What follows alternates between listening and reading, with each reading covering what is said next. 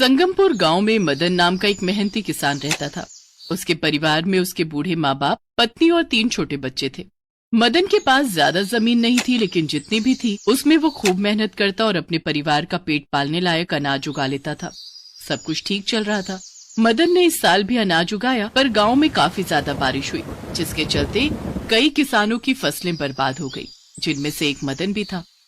अब मदन संकट में पड़ गया, क्योंकि उसके परिवार में उसके अलावा कोई और कमाने वाला था नहीं, और अपने परिवार को भूखा रहते हुए वो देख नहीं सकता था।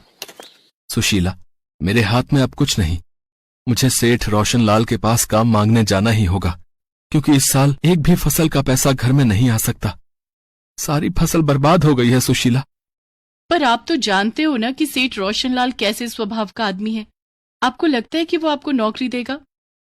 एक बार जाकर बात करता हूँ, शायद मुझ गरीब पर सेठ को दया आ जाए।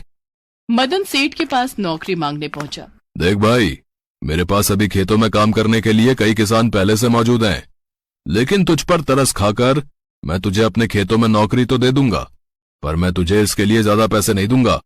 बाकी किसानों को मैं 300 देता हूँ, तुझे 200 ही दे पाऊंगा।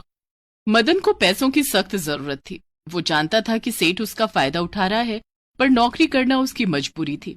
मदन ने सेठ की शर्त मान ली और उसी दिन से सेठ के खेतों पर काम करना शुरू कर दिया। मदन मेहनती किसान था। 2 महीनों तक वो सेठ के खेतों में कड़ी मेहनत करता रहा, और देखते ही देखते 4 महीने का काम उसने अपनी मेहनत से 2 महीने में ही खत्म कर दिया। जब सेठ ने देखा कि उसका खेतों का काम अब खत्म हो चुका है, तो सेठ के मन में लालच आ गया और सेठ ने मदन को काम से निकालने का फैसला किया। मदन, ऐसा है, अब खेतों में कोई ज्यादा काम तो बचा नहीं है, इसलिए कल से काम पर आने की जरूरत नहीं है। जब मेरे पास काम आएगा तो मैं तुम्हें बुला लूंगा। अब मेरे पास फालतू के इतने पैसे नहीं है। सेठ जी, आप अचानक से ऐसे काम से निकाल दोगे तो मैं इतनी जल्दी कोई और काम कैसे ढूंढ लूंगा? आप तो जानते ही हो, मेरी सारी फसल खराब हो गई थी। अब तो मैं अपने खेतों में कुछ समय तक खेती भी नहीं कर सकता, इसीलिए तो मैंने आपके खेतों पर काम किया। मेरे पास तो इतने पैसे भी नहीं कि मैं नए सिरे से अपने खेतों की खेती कर सकूं। मैं कहां से अपने परिवार का पालन पोषण करूंगा? ऐसे नौकरी से मत निकालो, मुझ पर दया करो सेठ जी। देख मदन, मेरे पास इतना समय नहीं कि मैं तेरे आंसुओं को देखकर तुझे काम देता रहूं, समझा? फालतू के पैसे देने के लिए थोड़ी बैठा हूं मैं यहाँ। जब तक मेरे पास काम था मैंने तुझे दे दिया, अब मेरे पास काम नहीं है तो मैं तुझे खाली बैठने के पैसे थोड़ी दूंगा। जब काम होगा तब बुला लूंगा, बोल तो दिया। अच्छा चल हट, मुझे काम करने दे, जा और कुछ महीने आराम कर। मदन परेशान हो जाता है और सोच में पड़ जाता है। अब क्या करूं? घर का गुजारा कैसे होगा? अम्मा, बाबा, सुशीला, बच्चे सब बिना रोटी के भूखे कैसे रहेंगे? कहां से लाऊंगा पैसे? क्या करूं मैं? कहां जाऊं? मदन अपनी सोच में इतना खोया हुआ था कि उसे ध्यान ही नहीं रहा कि वो एक नदी के पास पहुंच गया है। अचानक मदन का पैर फिसल जाता है और वो नदी में गिर जाता है। कुछ देर बाद मदन को होश आता है और वो नदी किनारे लेटा हुआ था। उसने अपने आसपास कुछ जलपरियों को देखा। वो घबरा गया। अच्छा हुआ तुम्हें होश आ गया, तुम नदी में गिर गए थे। हम जलपरियां इसी नदी में रहती हैं।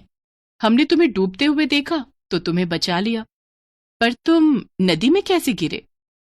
पता नहीं, अपनी परेशानियां दिमाग में लेकर चलता जा रहा था। अचानक पैर फिसला और मैं नदी में गिर गया। उसके बाद मुझे कुछ भी याद नहीं।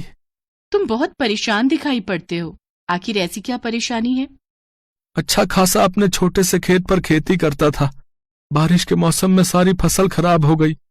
गांव के सेठ के घर कुछ समय नौकरी की, और अब जब सेठ का काम खत्म हो गया है तो उसने मुझे नौकरी से निकाल दिया। मैं बहुत परेशान हूं कि अब समय बीत चुका है।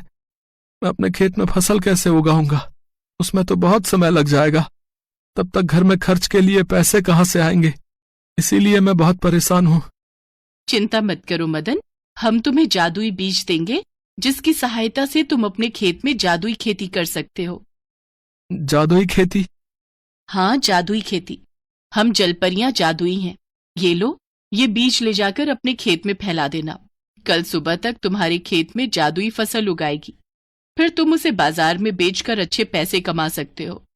आपका बहुत बहुत शुक्रिया। आपने मेरी मदद करके मुझ में जीने की नई उम्मीद जगा दी। बहुत बहुत धन्यवाद आप सबका। मदन जादुई बीज लेकर खुशी खुशी सब जलपरियों से विदा लेता है और घर आकर सुशीला और सभी घर वालों को सारी बात बताता है। मदन उन बीजों को अपने खेत में फैला देता है।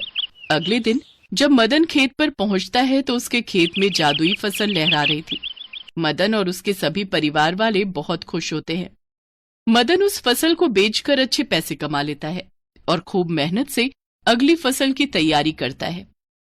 कहते हैं जब हमारे पास जीवन में एक मार्ग बंद हो जाता है तो भगवान दूसरा मार्ग अपने आप खोल देते हैं। यह परम सत्य है।